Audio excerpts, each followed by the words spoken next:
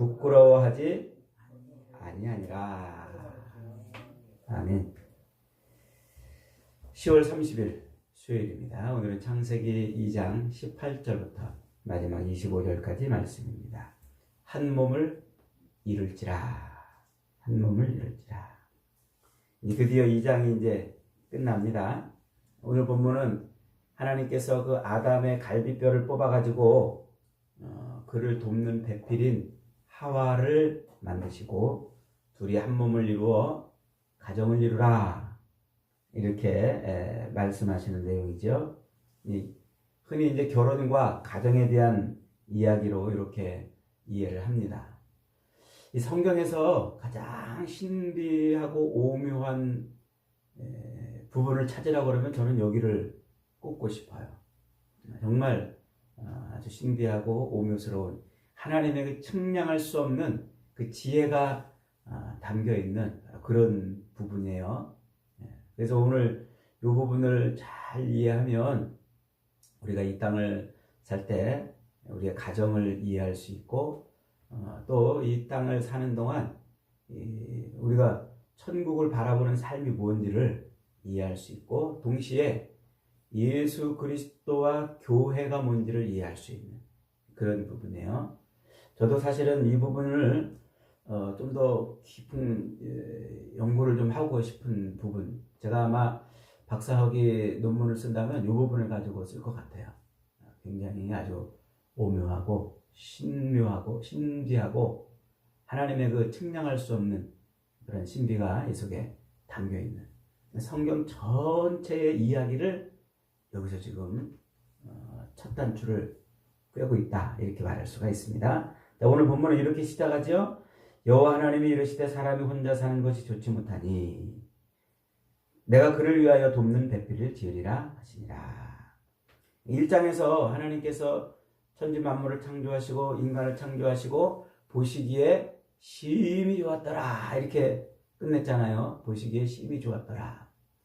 그래서 이제 어떤 사람들은 하나님이 1장에서 보시기에 심히 좋았더라, 이렇게 창조를 완성했는데 여기서는 사람이 혼자 있는 것이 좋지 못하니 이렇게 말씀하는 걸로 봐서 하나님의 창조가 불완전한 창조였다, 이렇게 말하는 사람도 있고, 혹은 그때 그 창조는 완전한 창조였는데 이제 다시 또 사람을 아담과 하와를 만들어낼 때는 불완전한 그런 모습이 있었다, 이렇게 말하거나, 어떤 사람은 완전히 그렇게 창조했는데 죄가 들어와가지고 그 창조가 망가져서 불완전한 창조가 됐다, 혹은 이렇게 말하는 사람들이 있어요. 그러니까 성경을 잘 모르기 때문에 그런 겁니다. 우리가 이제 2장, 제가 2장 처음 시작할 때 2장은 뭐라고 그랬습니까? 1장. 창세기 1장 1절. 태초에 하나님이 천지를 창조하시니라, 이 말에 성경 전체가 들어있다고 그랬죠. 그리고 그 천지를 창조하시니라는 그 1절 말씀을 조금 자세하게 설명하는 게 1장 전체의 내용이라고 그랬습니다. 그리고 이제 그 1장 전체의 내용을, 그 내용 중에서 좀 자세하게 또 이렇게 열어서 보는 장면이 2장이란 말이에요. 2장.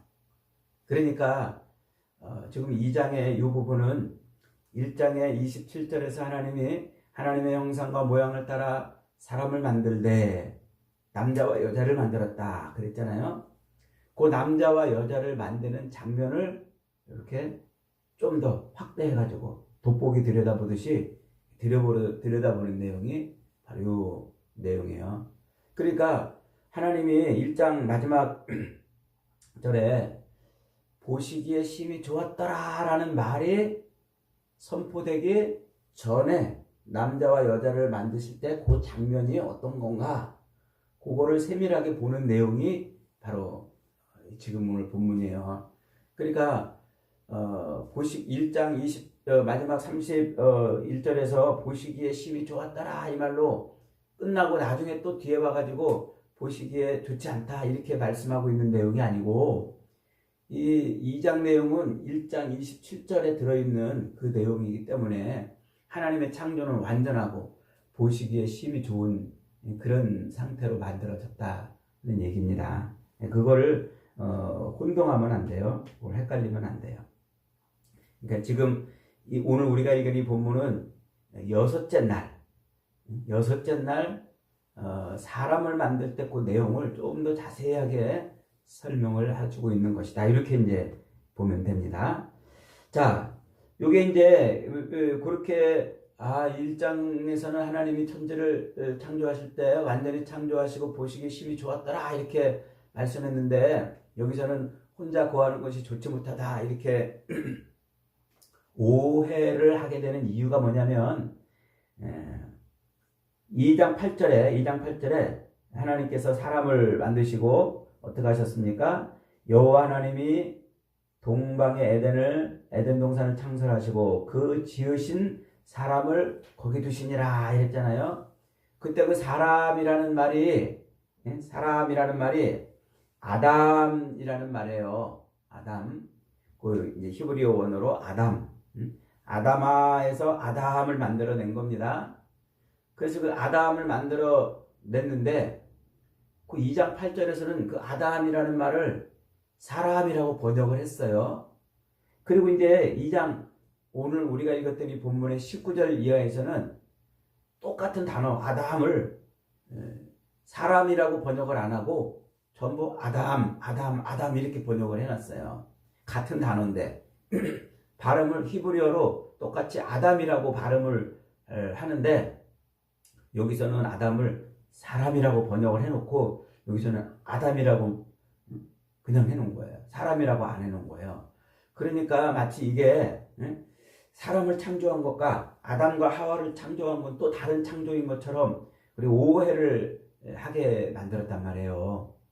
그런 게 아니고 여기서 하나님께서 사람을 만드실 때 그 사람을 만들어 놓으셨는데 아주 보기 좋지 않은 그런 상태로 만든 것이 아니라 보기에 힘이 좋은 상태로 만들어 놓은 거예요. 사람을. 그리고 이제 그 보기에 힘이 좋은 상태로 만들기까지 그 과정을 어떻게 했다고요? 남자와 여자로 만들어냈다. 그 얘기를 지금 하려고 그러는 겁니다. 그러니까 하나님이 사람을 만들 때 남자와 여자로 만들어 놓으시니까 보시기에 힘이 좋았더라. 이렇게 말이 되는 겁니다. 그렇게 이해를 해야 된다는 말입니다. 그러니까 사람은 혼자, 남자든 여자든 혼자 존재하는 존재가 아니고 반드시 누구와 같이 존재합니까? 남자와 여자로 존재하는 거예요. 이게 사람의 존재 방식이라고 그랬어요. 사람은 하나님께서 삼위일체로 존재하는 것처럼 우리 사람은 남자와 여자로 존재한단 말이에요. 남자와 여자. 그래서 이 남자와 여자의 이 성을 갖고 존재하는 것은 하나님이 우리 사람을 존재하게 하는 존재 방식이에요. 요즘에 제3의 성, 젠더 성을 이렇게 주장하는 사람들이 있잖아요. 나는 남자도 아니고 나는 여자도 아니다. 뭐 이러면서 막 제3의 성이 있다. 그런 주장을 하는데 그거는 존재할 수가 없는 거예요. 하나님은 인간이 어떻게 존재하게? 반드시 남자와 여자로 존재하게 만드셨어요. 그래서 보시기에 심히 아름다운 모습이 된 겁니다. 자, 그래서 이제 21절 이하에서는 하나님이 그렇게 사람을 남자와 여자로 만드시는 방법을 자세하게 설명해 줍니다. 자, 아담을 깊이 잠들게 하시고 그 아담을 아담이라고 발음하지 않고 사람이라고 이렇게 원학은 번역을 해놨어야 되는데 아담이라고 갑자기 느닷없이 아담이라고 번역을 이제 해놓은 거예요. 자, 그러니까 이제 좀 우리가 헷갈릴 수 있는데 그때 그 사람은 뭐라고요? 아담이라고 이해하지 말고 사람이라고 이해를 해야 되는 겁니다. 자, 그 사람을 깊이 잠들게 하고 그의 갈빗대 하나를 취해서 여자를 만들었어요. 여자. 그러니까 그 여자를 만들어가지고 그 사람에게로 끌고 왔어요. 끌고 왔더니 그 사람이 뭐라고 외쳤습니까? 23절에 사람이 이르되 이는 내 뼈 중에 뼈요 살 중에 살이요 이것을 남자에게서 취하였은즉 여자라 부르리라 하니라. 이렇게. 그러니까 그 사람을 만들 때에 하나님이 남자를 먼저 만드신 거예요.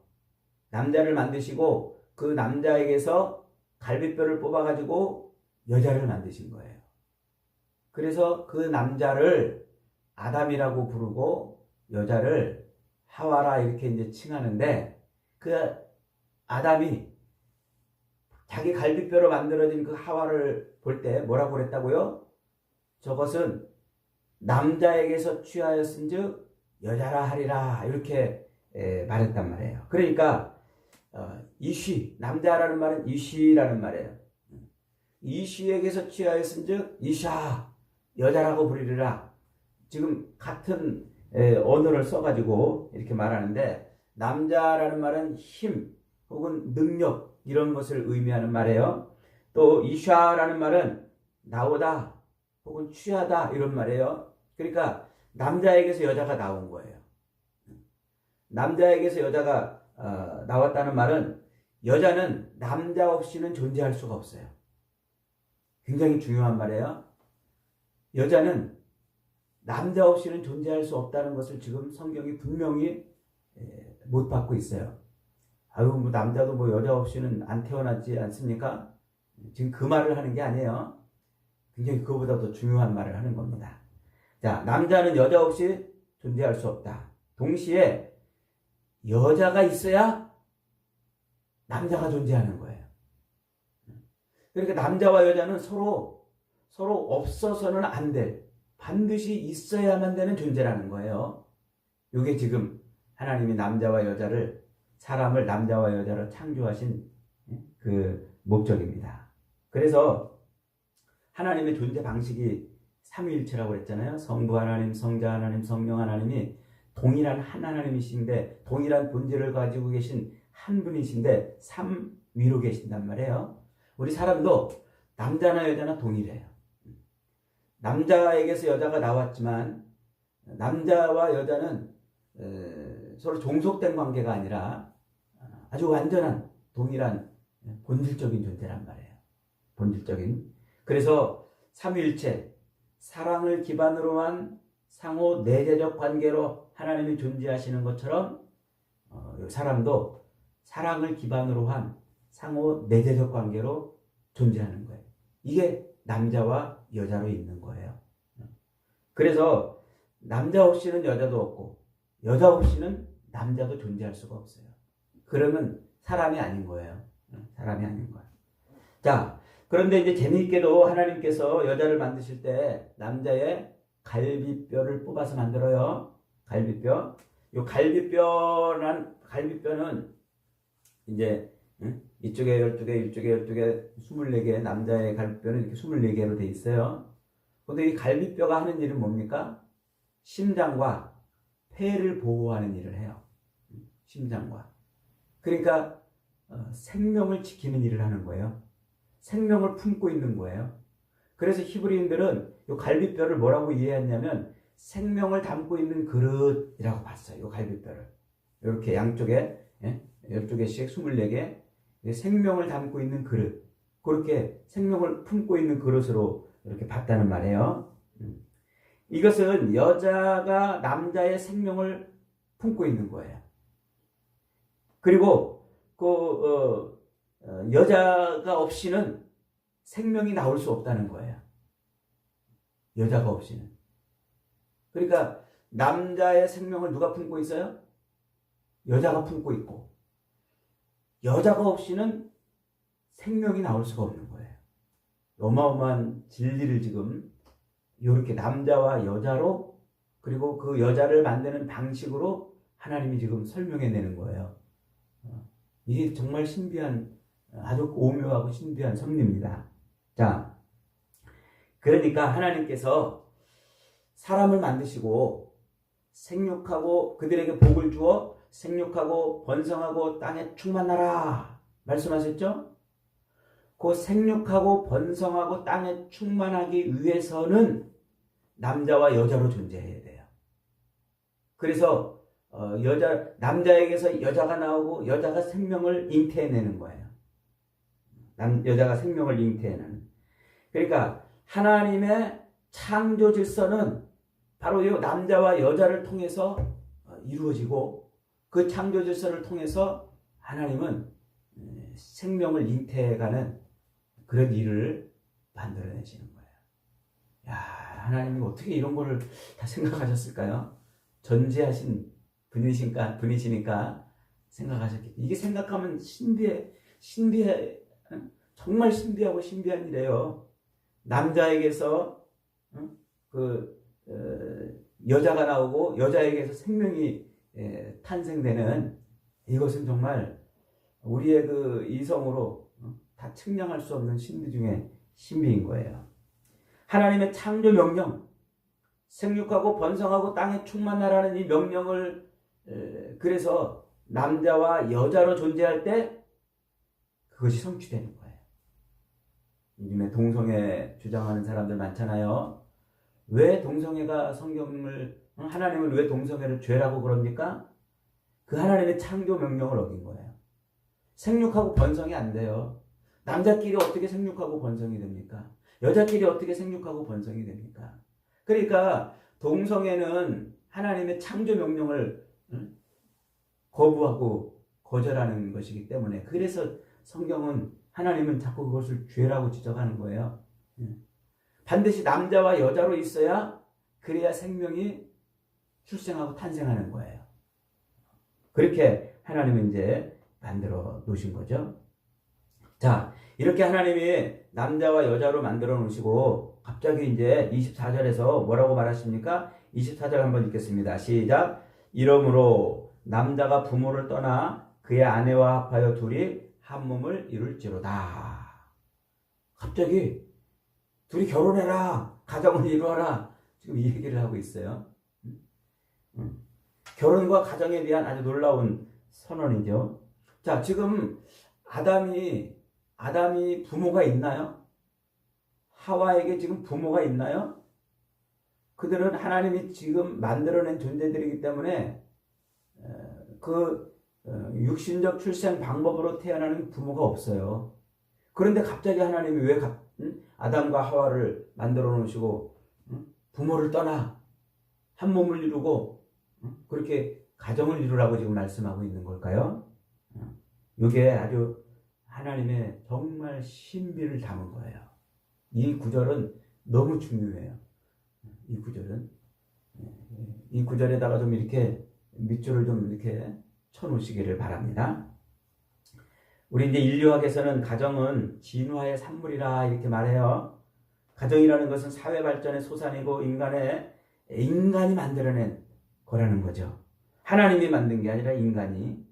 원래 인간은 짐승처럼 한 남자를 우두머리로 해서 여러 무리를 이루는, 그래서 여자들을 여러 거리 누리는 짐승처럼 그렇게 살았다는 거예요. 근데 그렇게 살다 보니까 이 여러 가지 이제 문제들이 생기고 유전적 형질 변경이나 뭐 이런 문제들이 생기니까 인간들이 이래가지고 안 되겠다 그래서 슬슬 이제 법을 만들고 규칙을 만들고 이래서 가정이라는 울타리를 만들어 냈다. 이렇게 이제 인류 사회학에서는 가정을 그렇게 이야기합니다. 그래서 인간은 살아오면서 수많은 시행착오와 오류를 겪으면서 이 결혼과 가정이라는 오늘날의 제도를 만들어냈다는 거예요. 그럼에도 불구하고 인간은 여전히 옛날 그 짐승 같은 본성을 이기지 못하여 가정의 울타리를 넘어서 이 사람 저 사람하고 짝짓기하는 이런 불륜의 행태가 나타나고 있는데 그게 옛날 가정을 만들기 이전의 모습이라 이렇게 주장하는 거예요. 참 어처구니 없는 그런 주장이죠.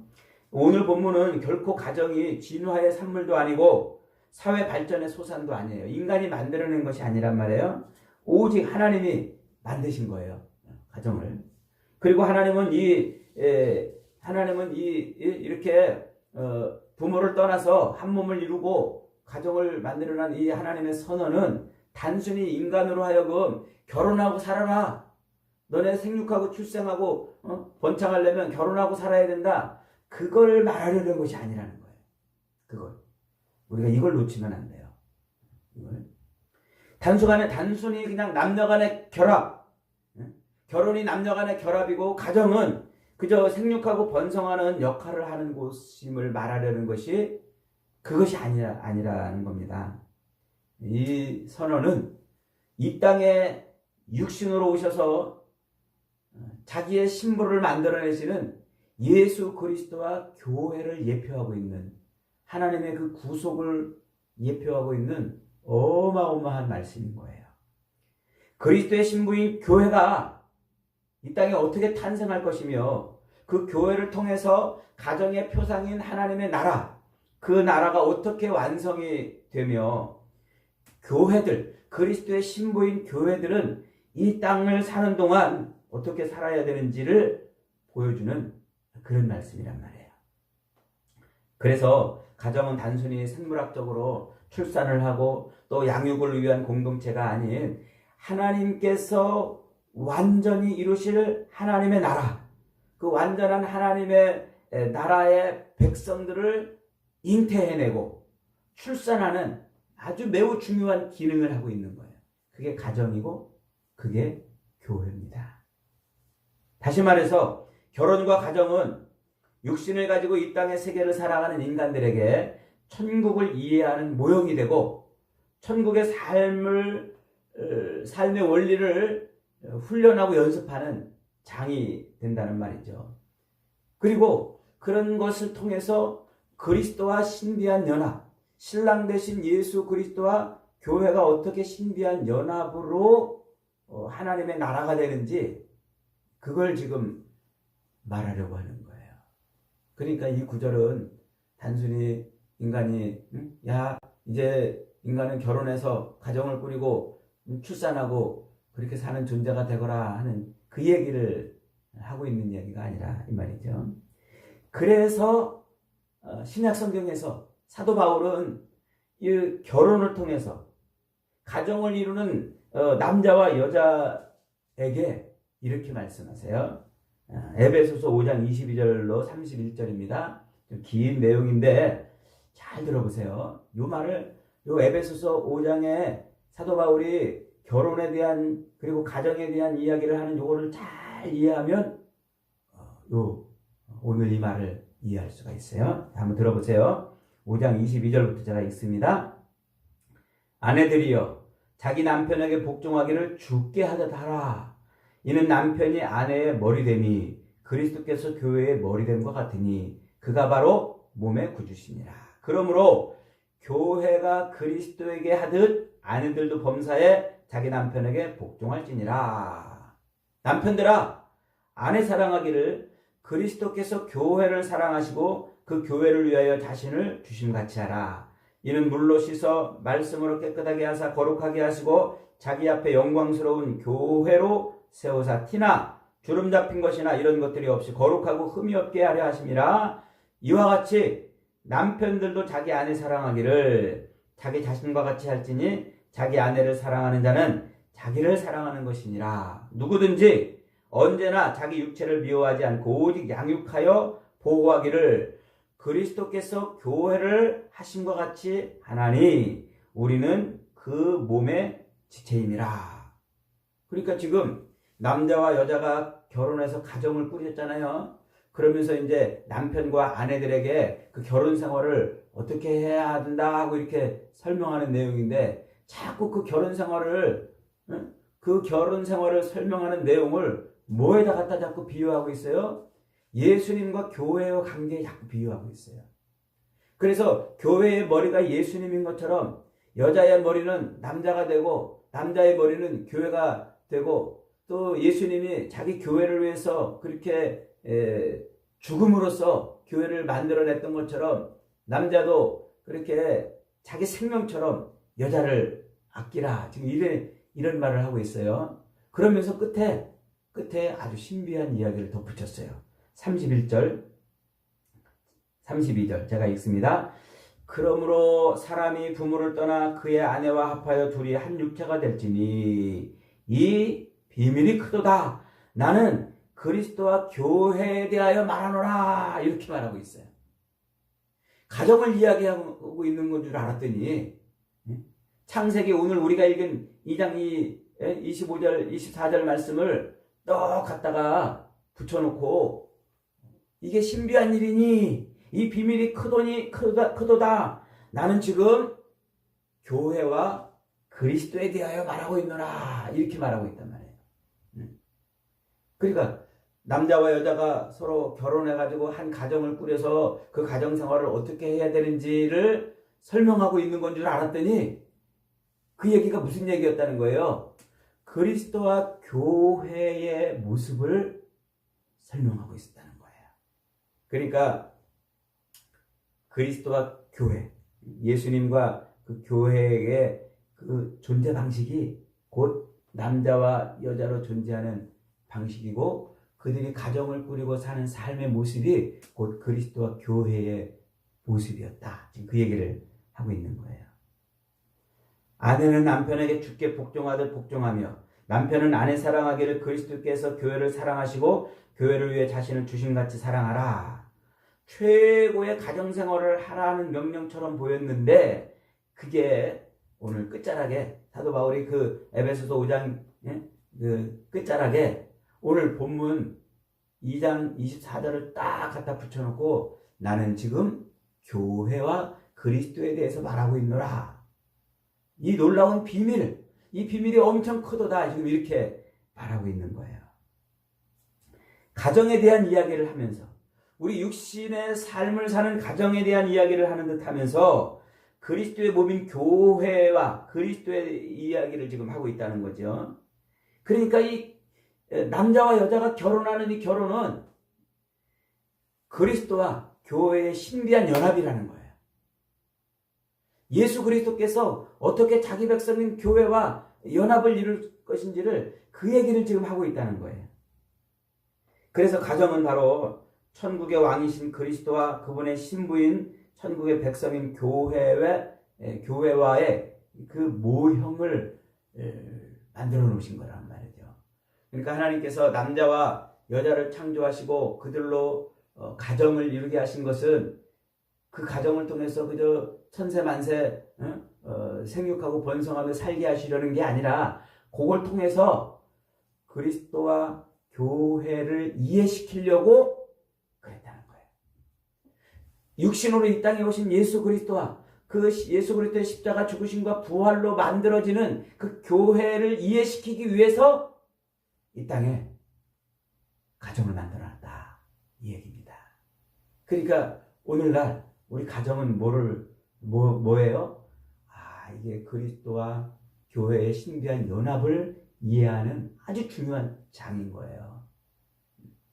그냥 우리 남자 여자가 사랑해서 만나가지고 이렇게 뭐 자식 낳고 이렇게 뭐 인생의 짐을 지고 허덕거리다가 살다가 끝나는 게 아니라 이 가정을 통해서 뭘 해야 된다는 거예요? 그리스도와 교회의 신비한 연합을 이해하는 거란 말이에요. 그래서 가정은 반드시 그리스도인들끼리 결혼을 해야 돼요. 아니면 그리스도인들끼리 아니었다도 반드시 그리스도인으로 가정생활을 해야 된단 말이에요. 그래서 결혼할 때 우리 자녀들이 그 불신자들과 결혼하는 것은 좋지 않아요. 어떤 사람은 불신자라고 결혼해가지고 전도하면 좋지 않느냐. 그래서 전도하면 좋죠. 그러나 그 가정생활이 그리스도와 교회와의 신비한 연합을 이해하는 가정생활이 될 수 있겠냔 말이에요. 어려워요? 어려워.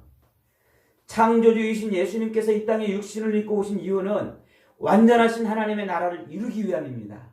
그 완전하신 하나님의 나라를 이루시는 방법으로 예수님은 십자가에 매달려서 피와 물을 다 쏟아내셨어요. 그 십자가의 죽음을 통해서 그리고 옆구리에 창이 찔려가지고 물과 피, 생명을 다 쏟아냄으로써 교회를 만들어낸 거잖아요. 교회를. 옆구리를 찔려서 생명의 근원인 물과 피를 다 쏟아내심으로 그러므로 그 죽음, 자기의 죽음을 통해서 신부, 교회가 탄생한 거예요. 그리스도의 교회가. 그래서 자꾸 성경은 예수님을 교회의 신랑이라고 그러고 교회를 그리스도의 신부라고 자꾸 얘기를 해요. 이게 성경 전체에 흐르는 아주 거대한 구원의 강물이에요. 그래서 이스라엘 백성들이 자꾸 범죄하고 막 딴짓하고 하나님을 배반할 때 하나님이 이스라엘을 향해서 내가 너희의 남편이 아니었냐, 너희가 내 아내 아니었냐, 그 얘기를 왜 자꾸 음란하게 바람을 피느냐, 왜 다른 신을 섬기느냐, 그 얘기를 자꾸 하는 거예요. 그게 호세아 선지자를 통해서 고멜의 이야기, 그 이야기를 하는 거 아닙니까?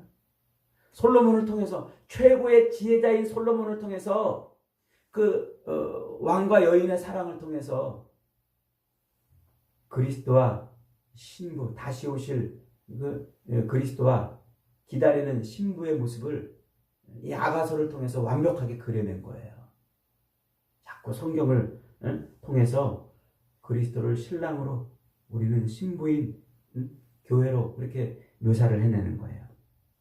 그래서 아까 그랬잖아요. 남자 없이는 여자가 존재할 수 없다고 그랬죠. 그리스도 없이는 교회가 탄생할 수 없는 거죠.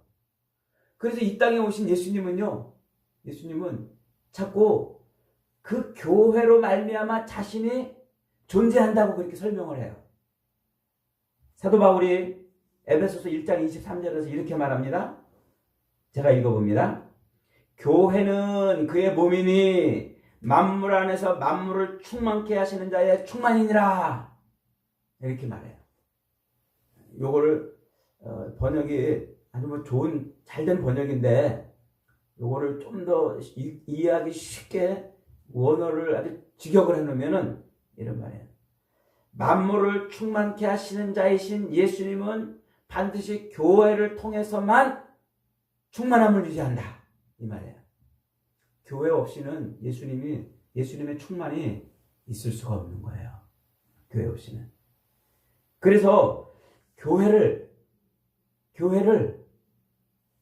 예수님을 교회의 머리로 이렇게 삼아 놓는 거예요. 교회의 머리로. 그래서 예수님이 교회를 통해서 만물에 예수님이 충만해지시는 거예요. 자, 골로새서 1장 17절에서 이렇게 말해요.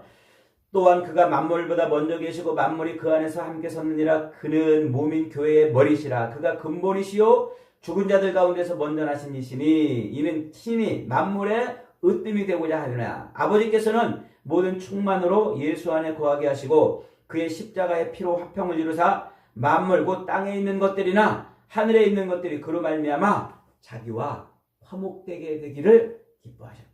하나님이 백성들, 이 땅에 있는 백성들이 하나님과 화목되게 하기 위해서 예수 그리스도를 보내시고 그로 신부인 교회를 만들어내시고 그 교회의 머리 되신 그리스도로 말미암아 하나님과 화목되는 그런 일을 하게 하셨다, 이 말이에요. 그러니까 이 가정은 신랑이신 예수 그리스도와 신부인 교회의 모습이고 하나님 아버지와 그분의 자녀들의 관계를 구현해내고 하늘나라의 삶을 배우는 그런 곳이라, 이 말이에요.